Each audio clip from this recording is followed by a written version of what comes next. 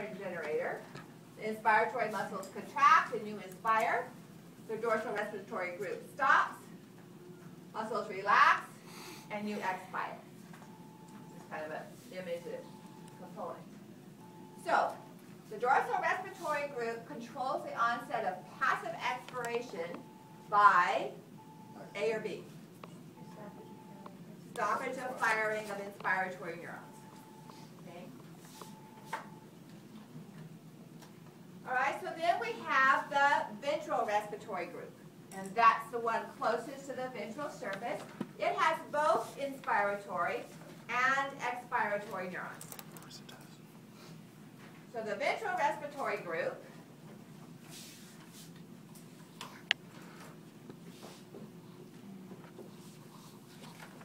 is going to function when we change the pattern of our quiet breathing. Let's look at the expiratory neurons first. When do we use expiratory muscles? Forced expiration, all right? So if I am blowing into the BioPAC because I'm measuring my FEV1, I would be recruiting, I would be recruiting my expiratory neurons on. I'm problem here. I started to write neurons and ended up writing muscles. I would be recruiting my expiratory neurons. What muscle would they go to? Internal intercostal. Okay, so they would be the intercostal nerves, but they would go to internal intercostal. And these would be expiratory neurons. So forced expiration is going to be associated with the ventral respiratory group. Notice the ventral respiratory group also has inspiratory neurons.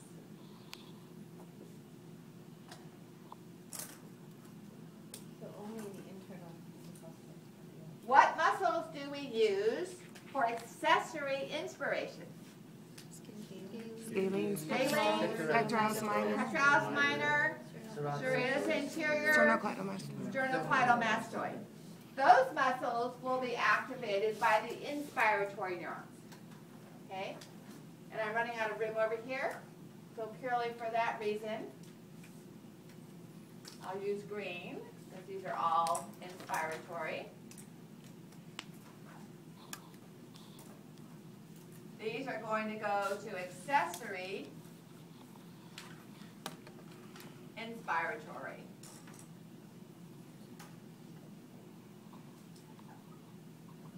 Muscles. And you would be able to do a deeper inhalation. And that's recruited by the dorsal respiratory group. So if you have increased CO2, and you need to increase your respiratory rate, okay, you may not, depends, you may or may not recruit the ventral respiratory inspiratory neurons to help with that deeper depth of breathing. Yes?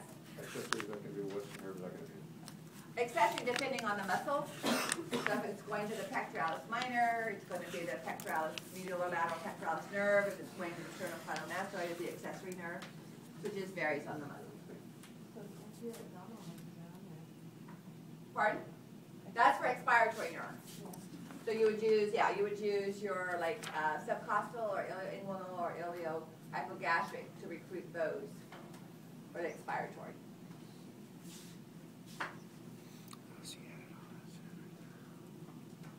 All right, so that's the general quiet pattern of breathing is DRG. Try to review this and simplify it for you, all right? So we use the dorsal respiratory group for generating the timing not generating, but triggering the timing of our quiet breathing. We use the VRG for going above or below that. All right, so if we're utilizing our inspiratory reserve or utilizing our expiratory reserve, we involve the VRG. So going above or below our normal inspiration or expiration. That brings us to the pontine respiratory group, formerly known as the pneumotaxic. And that's going to be up here.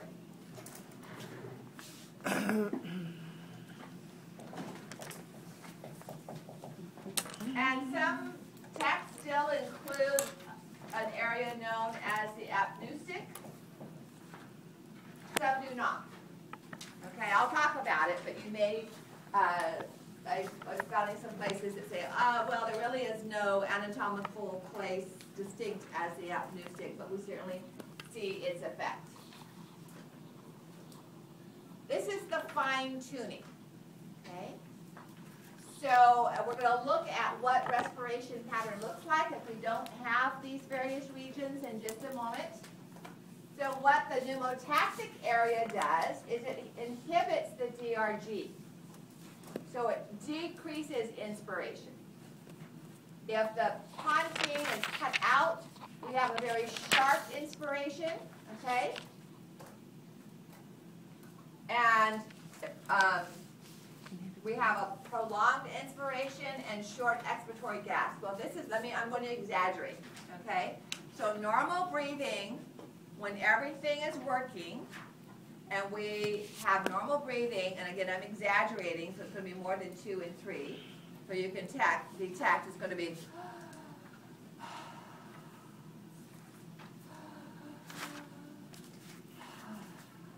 okay, so a 2 to 3 ratio. If the pontine, this area here, so if we damage that and don't have that available, then what we have is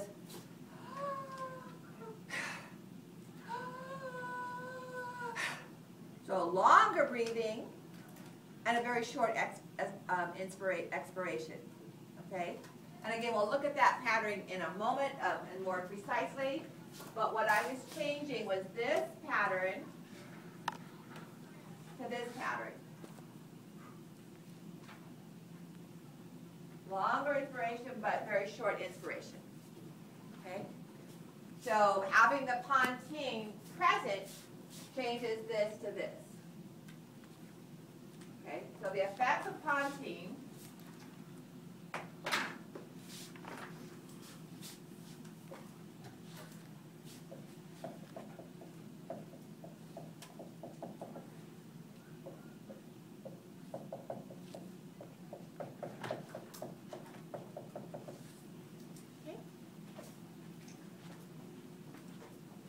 now the pneumotaxic center, if it's discussed, all right,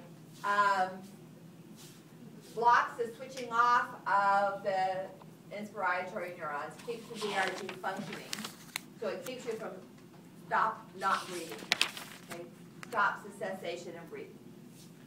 So one of the students in the morning section's daughter, she said 4 or 5 times a year, would just stop breathing for 5 minutes. She'd sit there and smile at them, but wouldn't breathe.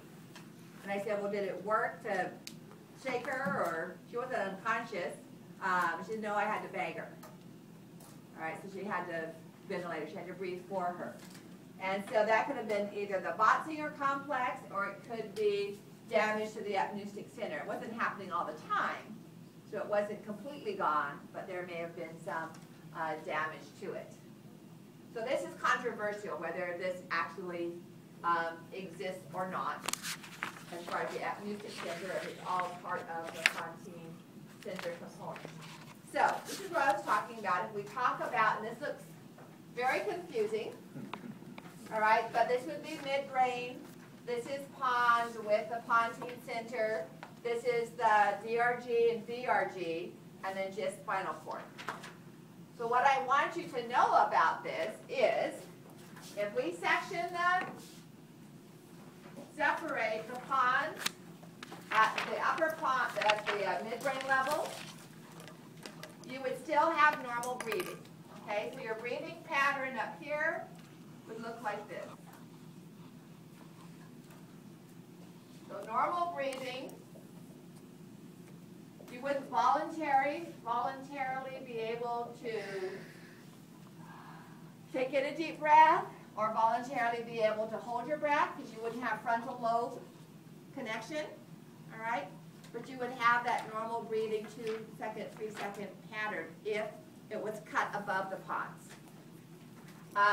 If it was cut through here, so you don't have the pontine center, then that kind of breathing is going to be like this. Okay, deep inspiration, short expiration. Deep inspiration, short expiration.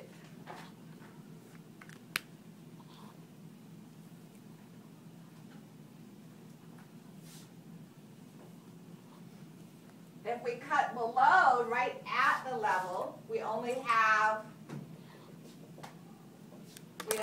the medullary centers, okay? Then what we have is, so all we have is a DRG and the VRG. Then we have a gasping, irregular. So we would have this if we cut just above the DRG and VRG. So we would have the gasping effect. Still breathing, but not smoothed out with the pontine. And if we cut below the medulla, there's no breathing at all. Now, I modified this a little bit last night, so I'll put this up on D2L. And I wrote out the changes. Okay? So, kind of gave specific levels and wrote out the changes that occur. Now the involvement of vagus here with vagus or without, you don't really have to worry about. But that's because vagus sends inspiratory information back, dealing with the stretching of the lungs, okay, or the pain responses, but most precisely the stretching, how far the lungs have stretched and expanded. Okay, any questions on that part? And I'll reiterate it, kind of summarize it for you again. Yes? So over there you can only normally breathe, but you can't like forcefully breathe in and out? You can't voluntarily change your breathing. You wouldn't have any cortical input. You would be paralyzed too. You can voluntarily change because there's no connection, there's no pathway to the phrenic nerve or the internal. You couldn't say, I'm going to take a deep breath and then do that because there's no neural connection because of that cut. So on the second one you can do... So the second one, you would have the deep inspiration without the, you would have the deep inspiration but quick expiration without the pneumotactic or pontine center. And then without the apneustic center or that involvement, then you have the gasping. Well, you can still breathe normally. You're still breathing, but it's not the smooth, normal, it's not, you know, it's like, so it's irregular, but you're still breathing in and out. That's why I said the DRG has the 2 second, 3 second patterning, but it's because of the effects of the pontine center on that. So you can still breathe if all you have is the dorsal respiratory group, but it's not going to be a smooth component. But on the bottom too, can you breathe voluntarily? Like, can you like No. forcefully? No. Well, okay, not. you can, well, you would have, if you, so on the bottom one, which one do you mean by bottom one? They're This both, one? like both of them. Okay, so this one, if you're cut here, you would at least be conscious, but there's still, you've broken the connection from cortex to DRG, or from the cortex to the pontine and pontine to DRG, so that's gone. So this would be the marianocephalic baby, either here or here. Okay? If we cut below that, that would be like Christopher Reeve, who fell off his horse and broke his neck. So it's C2 damage. He's conscious.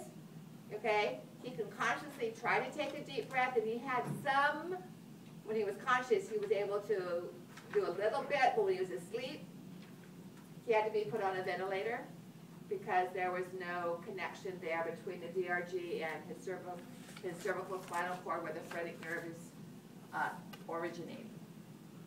Okay? Yes?